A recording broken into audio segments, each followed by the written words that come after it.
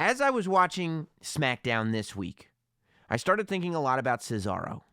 Cesaro is such an interesting case because everywhere you go, you have somebody talking about Cesaro. There was an interview this week that Rhea Ripley did where she was talking about how helpful Cesaro was. Wrestlers love Cesaro. Corey Graves on his podcast, the first big hot take that he had was that Cesaro should be in the main event of every show. Every wrestler loves Cesaro. Every hardcore wrestling fan loves Cesaro. And yet there's never really been a storyline or a moment where you would consider him anywhere near a main event person. In fact, more recently, ever since the bar kind of disintegrated, the Cesaro and Sheamus tag team, he hasn't really been doing much. I think that his spot right now with Nakamura and Sami Zayn is a good one because at least there's something, right? At least there's something there. And I was sitting there going like, okay, what can we do with Cesaro?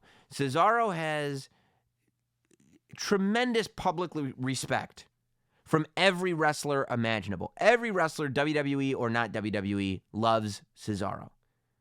He's got fan support. Every fan acknowledges that Cesaro is one of the best wrestlers on the roster. He's got great matches. I think even if you ask people in WWE, they would tell you you can always count on Cesaro to give you a fantastic match. Even if he takes a header into a pole and it caves his teeth in, he will finish the match and give you a hell of a match. No matter who he's working with, he'll give you a great match. So I'm going with all these elements, right?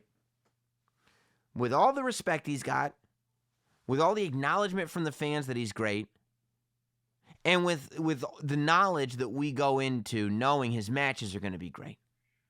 Why doesn't Cesaro matter more? Why isn't he a bigger deal? And I figured it out, and here's my pitch. Here's what I think we should do with Cesaro going into 2020. I think we should keep Cesaro with Sami Zayn. I think Sami Zayn should be far away from Raw because he's a SmackDown guy.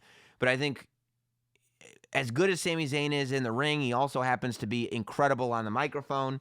And I think he's been really great with Shinsuke Nakamura. I think he's added a lot to Shinsuke. And I think he can add a lot to Cesaro. So I think that Sami Zayn should start building a stable. And his stable should be these guys who can, and without ever saying it, these guys who came from outside of WWE, who have the ability to put on world-class matches that for some reason just haven't reached that next level in WWE. Because you could probably say the same thing about Sami Zayn himself. You know, Sami Zayn should see himself in the people that he represents. So you got Shinsuke Nakamura and you've got Cesaro. With Shinsuke's doing great. I think Sami Zayn has increased his stock. The thing about Cesaro is that while he's got great matches, we have to do something where those great matches matter. As I said earlier, it is not enough to have great matches. You have to have great matches that have a consequence to them. You have to have great matches that have a hook to them. You have to have great matches that get us, the fans, excited. So here's what I would do. I would have Sami Zayn present Cesaro with the European Championship. I would have Sami Zayn dig it up. It would be, and now that they've changed the Intercontinental title to a new design, every title has a modern design to it now. Tag team titles, the Universal, WWE, everything's got a modern design. So you bring back the European title, and you have the classic design on it. Of course, not the scratch WWE logo, but the new WWE logo on the top of it. But besides that, everything is exactly the same. Green back, the whole thing. The D'Lo Brown European Championship title returns, and Sami Zayn just has it.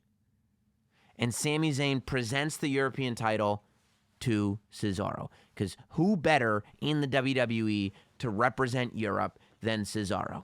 And while I know that at first it would be like, well, you know, then the European title wouldn't mean anything. When they brought the World Championship in and Eric Bischoff just handed it to Triple H, the criticism was that now you've got this world champion on this show, but he's done nothing to earn it. Now, I never had a huge problem with that because Triple H was a bad guy. So the idea that the bad guy was holding on to this title that he never really earned to begin with, I don't think is that problematic. But I get the criticism. However, I think that you can build credibility for the title within its defenses. So once you have presented the European Championship to Cesaro, and it's just his, I think at first the questions can be raised, is this even a real recognized title? But that will go away when we start having Cesaro caliber matches for the title. I think it's very important that Cesaro be presented with the European Championship and then start defending it all the time, regularly. At least 3 times a month on SmackDown. Most weeks, Cesaro is defending the European Championship. On pay-per-views, not on the kickoff show. On the pay-per-view proper. Because I know people are like, well, there's more eyes on the kickoff show. There's more of this. There's more of that. Kickoff show, it's still on the network. It's still part of the pay-per-view. But it's not. Having the Cruiserweight Championship on the kickoff show every single pay-per-view did nothing for the Cruiserweight Championship. So you give Cesaro pay-per-view matches. You give him SmackDown matches. They're all singles matches. They're all European title matches. And what I believe will happen is that he will have matches that are so good that the European title will become that title. Every time somebody wins the Intercontinental Championship, people say like, oh, well, hopefully they'll bring the credibility back. Hopefully everybody's got this idealized vision of the Intercontinental Championship, which has probably existed from maybe 88, 89 to 92. I guess maybe a little earlier than that. Maybe back to 86, 87 to 92. I think from WrestleMania 3 until I would give it from WrestleMania 3 until Survivor Series 1992. That was the key era of the Intercontinental Championship. I started with the Macho Man Randy Savage Intercontinental Championship at WrestleMania 3, and I end it with Bret Hart versus Shawn Michaels at Survivor Series 92. Shawn had the Intercontinental title at the time. But before that was SummerSlam 92, Bret Hart versus the Bulldog at Wembley, and so on and so forth. There are a couple of moments in there. I think the Honky Tonk Man's reign was probably not known as a great wrestling title reign, but more of a gimmick for the Honky Tonk Man. It was successful for what it was, but it didn't really fit the narrative of the Intercontinental Championship as the working man's championship. Bret Hart versus Mr. Perfect, SummerSlam 91 is exactly what I'm talking about. Even Kerry Von Erich holding that title. The Kerry Von Erich Mr. Perfect matches. That's what I'm talking about. It's the title for the guy who was busting his ass the hardest and maybe would be able to get bumped up to WWE Championship status. While I don't know that the European title is going to turn anybody into a main eventer, I think that the European title, if given to Cesaro and Cesaro were allowed to defend it on a regular basis, I think it would become the working man's title. I think that the European title, I think that there is room for a secondary title on SmackDown. And I say secondary, I think there's room for another title. You could put another title on both shows if you wanted to. But I think the fact that The Fiend has the Universal Championship, and that title is not defended other than on some pay-per-views, not even every pay-per-view. And the Universal Championship is not defended on, maybe defended on half, if that, probably defended on less than half of the pay-per-views. And the champion isn't even on television. I think you've got room to bring back that European title on SmackDown. I think that what would end up happening is, at first we would take it not so seriously as kind of a heel giving a title away. But very, very quickly, what would make the title be taken seriously is the way Cesaro would defend it.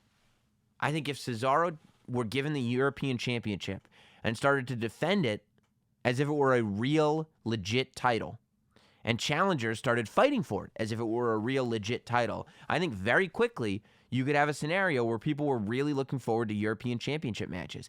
And I think that Cesaro can base his entire identity around that European title. I think that the idea of Cesaro going back to being very European and making it so that Cesaro is the European title and the European title is Cesaro makes it an even bigger deal, because now he's fighting so hard to keep that title, because who is he without it? I think, and I think you've also got potential to bring him over to the NXT UK and have him defend the title there. But realistically, I think that it would do wonders for Cesaro on SmackDown. I think it'd do wonders for Cesaro on pay-per-view if he were handed a European title from Sami Zayn and then went off and defended it against all challengers. I'd be there for every single title defense, and I think it would be just about the coolest thing that you could have for Cesaro in 2020.